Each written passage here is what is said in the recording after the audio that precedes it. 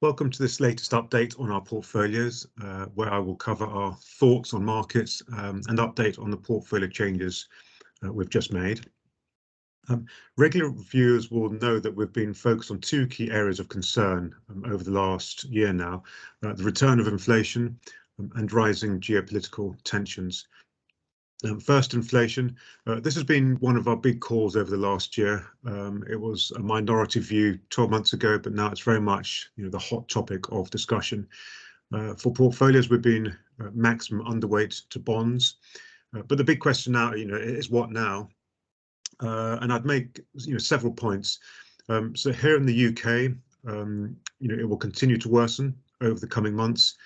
And we're all going to hear the media repeatedly portray, this worsening and worrying news as we head through winter. But let's look at this from our investment perspective.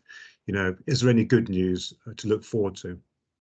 And I think the recently announced energy price cap will certainly help, although it does raise other questions about how it will eventually be paid for. US inflation is also high, but should peak sooner. So this is some positive news, which markets will be looking for.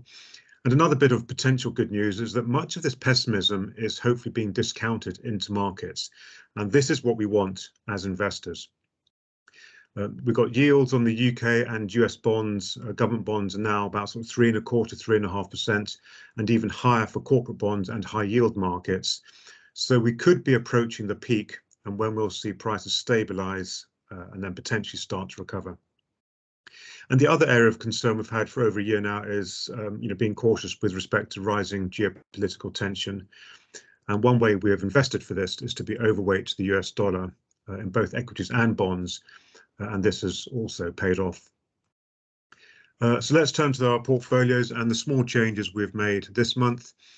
So our view on those two concerns, it hasn't really changed enough for us to change our positions to being underweight bonds and having this, US dollar exposure.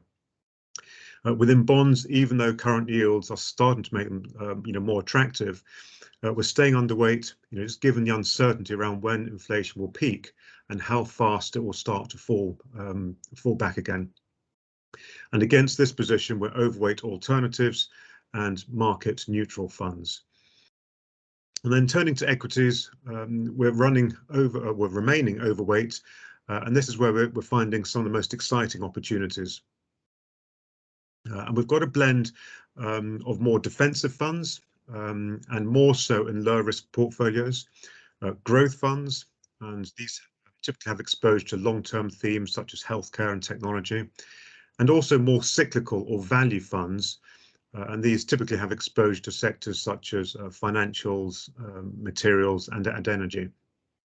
And the first thing to say is that this means we're nicely balanced, to tilt the portfolio one way or the other, depending on how market risks and opportunities, change over coming months.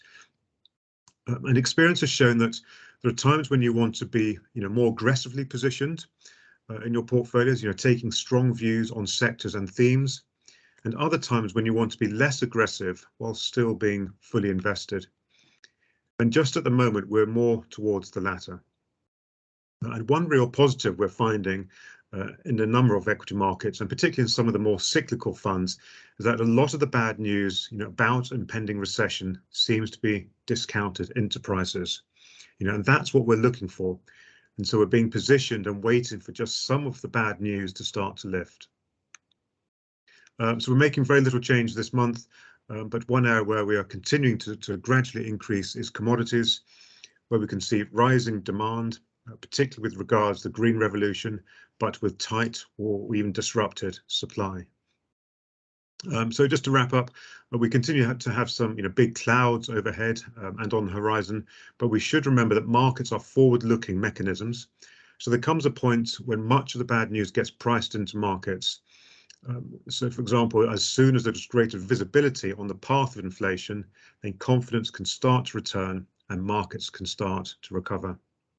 So we're fully invested in anticipation of better news and in some excellent funds which can find the opportunities in the months ahead. I hope this was a useful update. For now, that's all from me. Thank you.